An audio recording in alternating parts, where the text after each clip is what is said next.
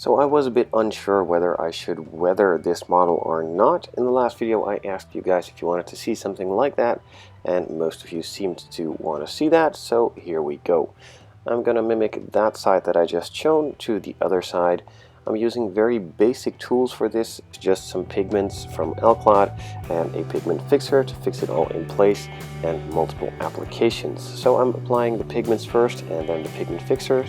While that is still wet, I will be applying another coat of the pigments, and so on until I receive the desired result.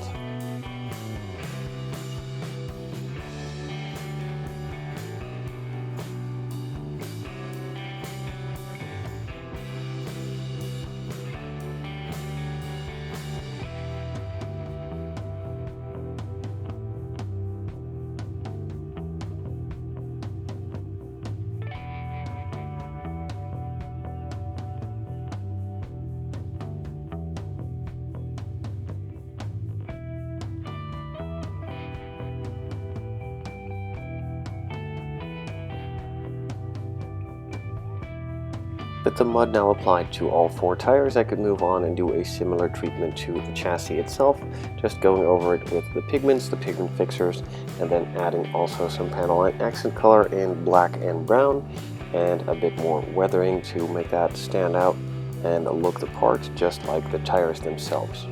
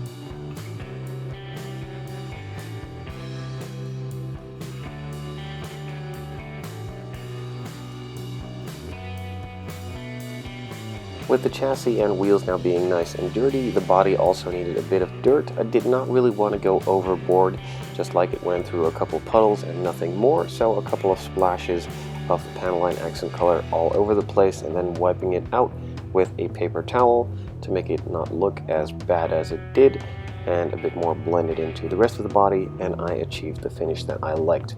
Now again, it's not overboard, it's just the way I liked it to be for this build, and not a complete mud track, just a bit of weathering as I'd like to see it.